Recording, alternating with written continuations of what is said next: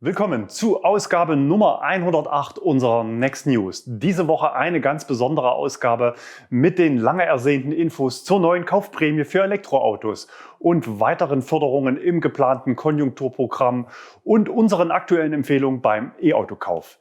Die weiteren Themen sind Auslieferung Polestar 2, Neuzulassungen im Mai in Deutschland, Baufortschritt in Grünheide, Neues vom ID.3, unsere Prototypenschau und Neues von Nextmove. Neues zum Polestar 2. Da geht es zum einen um das Thema öffentliches Laden.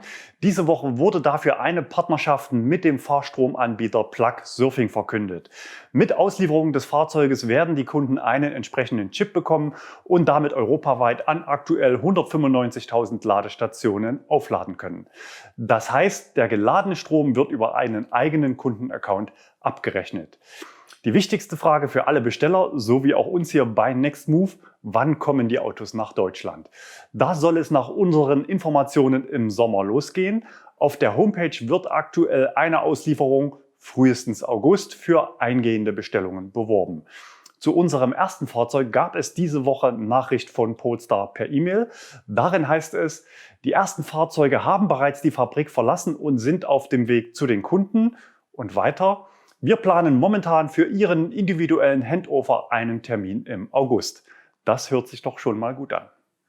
Neuzulassungen im Mai in Deutschland. Da gab es gestern Zahlen vom Kraftfahrtbundesamt. Insgesamt wurden 5.578 E-Autos zugelassen. Vor dem Hintergrund der aktuellen Prämiendiskussion ist das sicher ein beachtlicher Wert. Das sind nicht nur 943 und damit 20% mehr als im April, sondern immerhin auch 21% mehr als vor einem Jahr. Im krisengeprägten Gesamtmarkt mit 50% Einbruch gegenüber dem Vergleichsmonat im Vorjahr liegt der Anteil an vollelektrischen Autos derzeit bei 3,3%. Der Juni wird aus unserer Sicht eine weitere Steigerung bringen und so richtig die Post wird vermutlich im Juli abgehen und wir werden regelmäßig Monate mit mehr als 10.000 elektrischen Neuzulassungen sehen. Unser Update zu Autoprämie und Konjunkturprogramm. Da hatten wir letzte Woche noch einen Autogipfel zwischen Politik und Industrie für diese Woche Dienstag verkündet. Der wurde aber noch am Freitag abgesagt. Grund war, dass sich die Regierung noch nicht einig war und das Thema zunächst regierungsintern im Koalitionsausschuss klären wollte.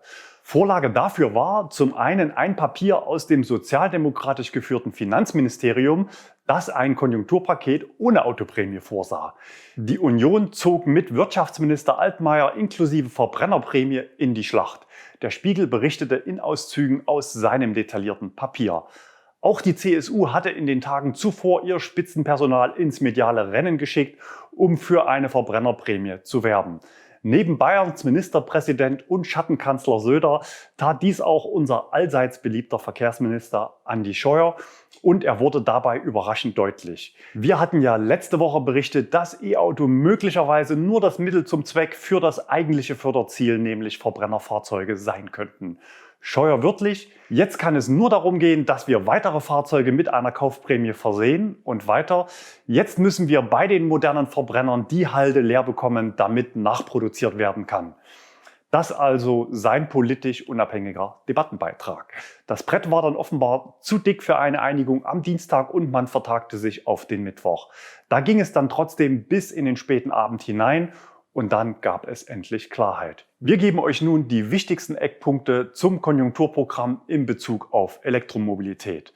Zu unserer Überraschung ist jede Menge Gutes dabei herausgekommen und uns einiges Schlechte erspart geblieben.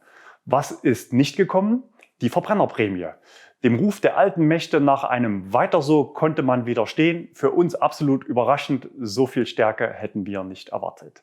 Als kleine Kompensation dafür kann man aber durchaus die befristete Senkung der Mehrwertsteuer verstehen. Wir haben im Protokoll des Koalitionsausschusses nach den für E-Autos relevanten Passagen nachgelesen. Also erstens: Für die Monate Juli bis Dezember sinkt die Mehrwertsteuer von 19 auf 16%, also auch für neue oder gebrauchte Autos. Dazu ein Beispiel: Für einen Neuwagen, egal ob Elektro oder Verbrenner, für 40.000 € mit Rechnungslegung ab Juli sinkt der Preis um ca. 1.000 €. Das Ganze natürlich nur für Privatkunden, die die Mehrwertsteuer wirklich zahlen und sofern der Fahrzeuges nicht zwischenzeitlich geändert wird. Next-Move-Kunden, die aktuell ein Fahrzeug mit Kaufoption gemietet haben und nach dem 1.7. übernehmen wollten, werden 1:1 von dieser Mehrwertsteuersenkung profitieren. Das heißt auch, unsere Gebrauchtwagen werden entsprechend billiger. Wir geben den Vorteil an die Kunden weiter. Zweitens, höhere Prämien für E-Autos. Der staatliche Anteil zum Umweltbonus für Fahrzeuge mit E-Kennzeichen wird verdoppelt.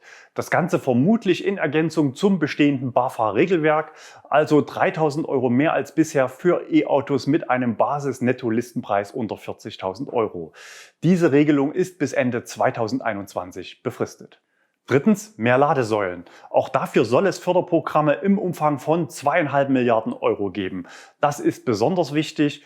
Für alle Elektroautos außer Tesla gilt, die Elektroautos sind heute schon viel besser als die Ladeinfrastruktur. Defizite beim öffentlichen Laden in Städten und entlang der Autobahn sind aus unserer Erfahrung für viele Kunden der wichtigste Hinderungsgrund. Im Koalitionsausschuss wurde dazu Folgendes vereinbart. Wir investieren zusätzlich 2,5 Milliarden € in den Ausbau moderner und sicherer Ladesäuleninfrastruktur, die Förderung von Forschung und Entwicklung im Bereich der Elektromobilität und in die Batteriezellfertigung, unter anderem in weitere mögliche Standorte.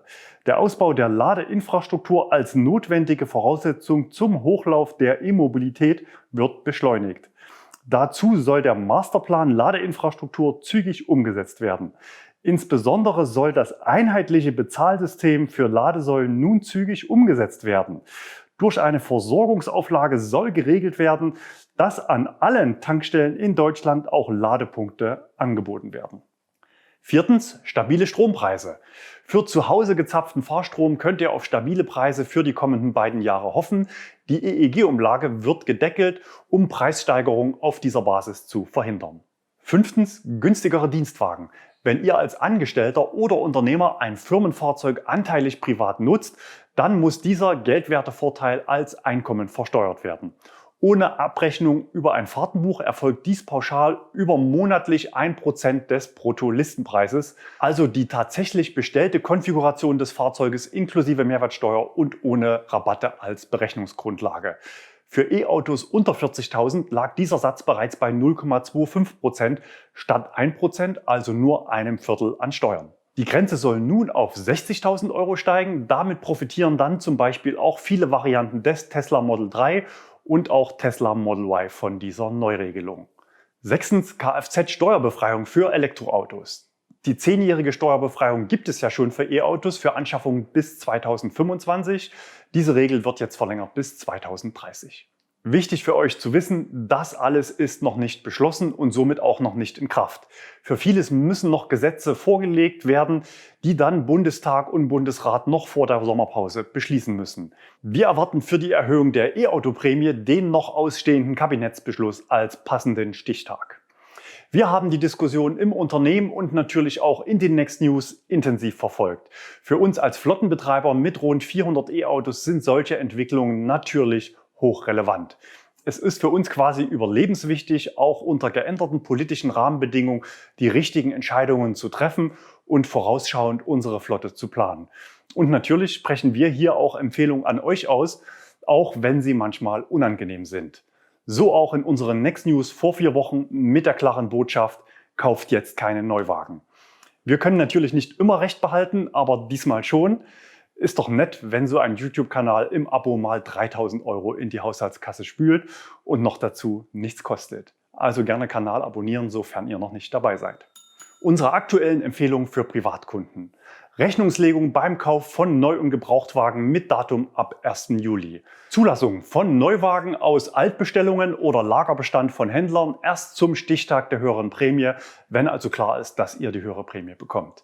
Wir erwarten dazu Klarheit im Laufe des Monats und werden natürlich sofort berichten. Realtime erfährst du es, wenn du uns auf Twitter, Facebook oder Instagram folgst oder mit etwas mehr Analyse freitags hier in den Next News. Die Bestellung eines Neufahrzeuges mit längerer Lieferzeit kann aus unserer Sicht ab sofort ausgelöst werden. Denn wir erwarten, dass die neue Prämie on top ins aktuelle BAFA-Regelwerk angegliedert wird. Das heißt, relevant ist die Erstzulassung und nicht das Bestelldatum. Die Bestellung muss nur bei Leasing mit eingereicht werden. Lediglich den Mehrwertsteuerbonus gibt es dann für Auslieferung bzw. Rechnungslegung 2021 nicht mehr.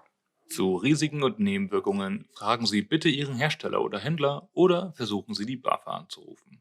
Ja, unsere Empfehlungen sind natürlich unverbindlich, ohne Gewähr sozusagen, aber dies sind die nächsten Schritte, wie wir sie bei Nextmove und auch privat gehen. Schwierig könnte es im Juni für Tesla werden.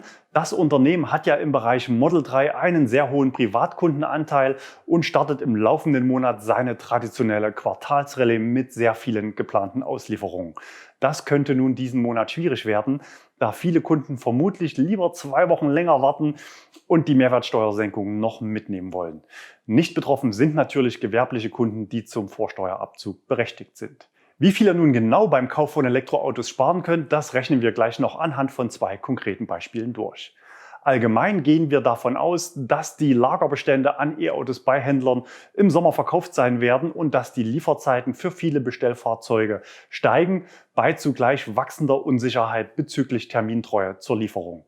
Passende Überbrückungsfahrzeuge bekommt ihr natürlich gerne bei uns, zum Beispiel im flexiblen Nextmove E-Auto-Abo, bis das eigene Auto dann geliefert wird.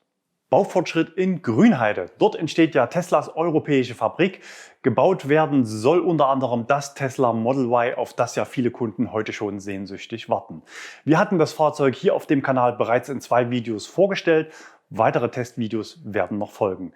Wir schalten nun kurz zu unserem Außenreporter Albrecht an die Baustelle vor den Toren Berlins. Liebe Nextmove-Gemeinde, ich bin's, Albrecht Köhler. Ich stehe am Gigafactory 4 Gelände. Es ist morgens, Donnerstag, und ich habe schon beobachten können, wie Fahrzeuge betankt wurden. Denn heute ist hier ziemlich viel los auf dem Gelände. Ich würde meinen, das ist die stärkste Bauaktivität seit Monaten oder seit Beginn der ganzen Arbeiten hier.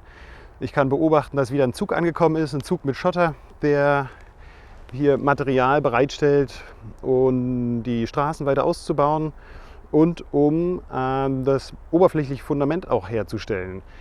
Aus dem All kann man das ganz gut beobachten. Da werden ja fast doch alle 2 Tage vom Sentinel-2B-Satelliten Aufnahmen gemacht. Zwar nicht allzu hoch aufgelöst, aber man kann ganz gut erahnen, wo dort die Straßen sind. Das würde ich jedem mal empfehlen. Das sieht ganz spektakulär aus und daraus lässt sich auch ein ganz interessanter Zeitraffer machen. Das habe ich auf dem Twitter-Kanal in der Vergangenheit des Öfteren auch präsentiert. Sollte man sich einmal anschauen.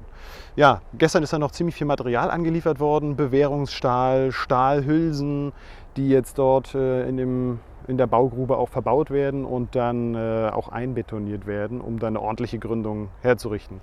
Der Bereich ist Body-in-White-Bereich.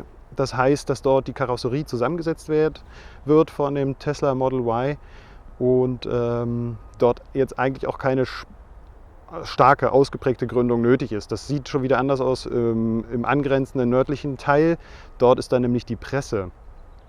Und die wird einige tausend Tonnen wiegen, kommt aus Italien. Habe ich zumindest gelesen, dass die dort zusammengesetzt wird bereits.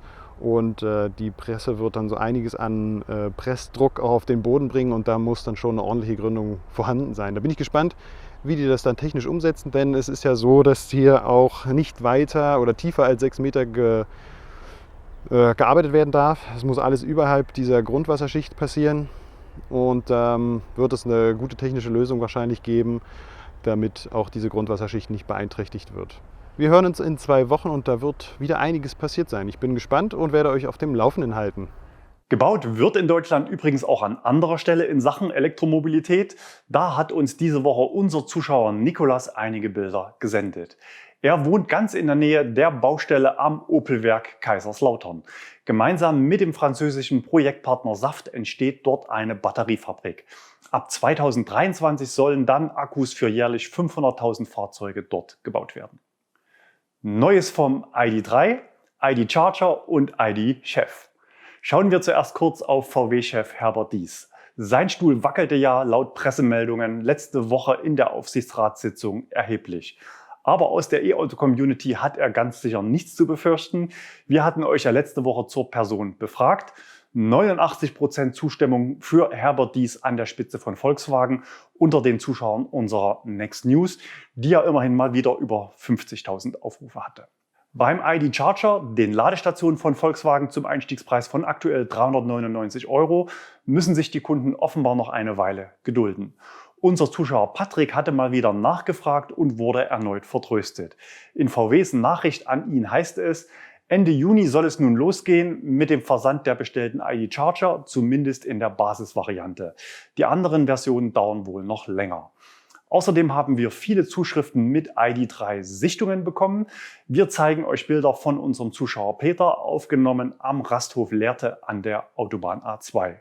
Er schrieb uns, der Fahrer sagte, das Auto fährt super, alles funktioniert und in der Presse steht viel Blödsinn. Da kann es ja nicht mehr lange dauern, bis es endlich losgeht. Bestellstart ist ja am 17.06., aber wir kennen noch keine Preise. Schauen wir dazu mal gemeinsam in die Glaskugel. Vor 7 Wochen hatten wir hier folgendes Thumbnail in unseren News, Folge 101, und damit lagen wir offenbar ziemlich nah dran. Wir haben mal Stand heute nachgerechnet, ob es wirklich 10.000 € werden. Basis ist eine VW ID.3 First Edition in der Linie 1, also dem günstigsten Ausstattungspaket mit 58 Kilowattstunden Akku. VWs Ankündigung lautete unter 40.000, wir rechnen mal mit 39.995 €. Wir ziehen ab zuerst 1.008 € aus den 3% Mehrwertsteuerdifferenz. Das gilt dann für Rechnung bis Dezember. Macht 38.987 €. Minus Umweltbonus 3.480, das sind 3.000 € mit 16% Mehrwertsteuer. Bleibt zunächst ein Kaufpreis von 35.507 €. Dann weiter Abzug von 6.100 € erhöhter Umweltbonus als Staatsanteil inklusive 100 € für das AVAS. Macht am Ende noch 29.407 €, in Summe also 10.588 € geschenkt. Aber wir sind ja hier kein VW-Kanal, schauen wir noch auf ein anderes spannendes Auto, nämlich das Tesla Model 3 Standard Range Plus, ebenfalls das günstigste Ausstattungspaket. Listenpreis 47.560 € inklusive Mehrwertsteuer, stand diese Woche Donnerstag. 3% Mehrwertsteuer weg, bleiben 46.361 €. Umweltbonus Herstelleranteil weg, bleiben 42.881 € und dann 6.000 € erhöhter Umweltbonus als Staatsanteil ergibt im Juli dann einen Endpreis von 36.881 €. Geschenkt gibt's für euch dann also 10.679 €. Bei beiden Autos haben wir die Überführungskosten bei VW bzw. die Bearbeitungsgebühr von 980 € bei Tesla nicht berücksichtigt. Wir gehen zudem davon aus, dass beide Autos ohne weitere Rabattmöglichkeiten online vertrieben werden. Spannend wird sein, ob VW den neuen Spielraum aus der Mehrwertsteuersenkung und dem neuen Förderumfeld nutzt, um beim angekündigten Maximalpreis für Endkunden nochmal nachzufassen. Wenn sie es nicht tun, dann muss der Listenpreis mit neuer Mehrwertsteuer für die First Edition unter 39.000, also nicht 40, starten. Frage an euch, welches der beiden Fahrzeuge würdet ihr kaufen? Tesla Model 3 für 36.881 € oder VW ID.3 für 29.407 €? Die Abstimmung findet ihr mit einem Klick oben rechts auf die Infokarte. Aber noch weiter zum ID.3. Da haben uns noch Zuschriften mit Bildern erreicht, und zwar von Heinz beim Laden von 2 ID.3 am Ionity Charger in Eichenzell und von Alexander, er hat den ID.3 gesichtet in Münster. Vielen Dank für eure Einsendung, aber ihr seht schon, so langsam gehört das Auto zum Straßenbild. Also ID.3-Bilder bitte ab jetzt nur noch senden, wenn sie mit einem echten Informationsgewinn verbunden sind. Also zum Beispiel einer Ladeleistung über 67 Kilowatt. Dann nehmen wir sie mit in unser Ranking, in unserer Prototypenschau. Und damit zum nächsten Thema. Unsere Prototypenschau. Da beginnen wir diese Woche mit einer Einsendung unseres Zuschauers Thomas. Erwischt hatte er einen BMW bereits im Dezember an der A9 im Ladepark Hilpoltstein. Vermutlich handelt es sich um einen i4-Prototypen. Weiter geht es mit Manuel. Er hat einen Mercedes R-König erwischt, aufgenommen letztes Wochenende in der Nähe von Freudenstadt. Vermutlich ist es ein EQB-Prototyp. Wenn ihr spannende Begegnungen mit unbekannten Elektroautos habt, dann sendet uns gerne die Bilder an insider@nextmove.de. Wir zeigen sie dann gerne hier in der Prototypenschau. Wenn die Autos laden, dann schaut, ob die Ladesäule Daten auswirft und ob ihr eine Chance auf einen Platz in unserem Ladepeak-Ranking habt. Neues von Nextmove. Ihr habt es gesehen, heute viele gute Nachrichten für die Elektromobilität. Viele von euch gehen gemeinsam mit uns den Weg in ein neues mobiles Zeitalter und tasten sich vorsichtig in die neue Welt hinein. So auch unser Mieter Achim hier bei der Übergabe eines Kia e-Soul am Standort Arnstadt in Thüringen. Er nutzte eine Mietlücke, um das Auto besser kennenzulernen. Ersetzt werden soll der Daihatsu im Bildhintergrund. Ihr seht schon, Der Antrieb soll gewechselt werden, aber die Bauform soll bleiben. Weiter hat uns Heinz eine sehr schöne E-Mail gesendet. Auch er testet den Umstieg. Nächstes Jahr im Mai ist der Verbrenner fällig. Schon 2019 war er 3700 Kilometer mit einem BMW i3 von Nextmove unterwegs. Dieses Jahr ist der geplante Urlaub aus bekannten Gründen ausgefallen. Trotzdem hatte er eines unserer Monatsaktionsangebote genutzt, um einige Touren in die Umgebung zu machen. Sein Fazit: Wir haben trotz Ausfall des Bodenseeurlaubs dank Nextmove und dem i3S einige schöne Urlaubstage verbracht. Klar ist auf jeden Fall, dass unser nächster Wagen ein E-Auto wird und vermutlich ein i3S, in den sich meine Frau spontan verliebt hat. Auf jeden Fall würden wir aber auch gerne den ID.3 mal Probe fahren, sobald es die Gelegenheit dazu gibt. Transportertest. Dazu gab es diese Woche ein Video hier im Kanal. Ich habe VWs Kulttransporter getestet. Viele Zuschauer fühlten sich einige Jahre in der Zeit zurückversetzt. Wenn ihr wissen wollt, was ein Doppelkupplungsgetriebe im E-Auto verloren hat und wie es sich anhört, dann schaut es euch gerne an. Neue Nextmove-Masken. Das Wort Corona ist heute noch nicht gefallen, aber natürlich müssen wir wachsam, vernünftig und vorsichtig bleiben. So auch im Kundenkontakt an unseren Standorten. Dafür gab es diese Woche eine neue Charge an Masken im Nextmove-Design. Wir haben gleich ein paar mehr bestellt als Gratisbeigabe für interessierte Kunden, die in den nächsten Tagen ein Auto bei uns abholen. Einfach nachfragen, das Angebot gilt, solange der Vorrat reicht. Das waren sie, unsere News für diese Woche. Ich sage Tschüss, danke fürs Zuschauen und bleibt gesund.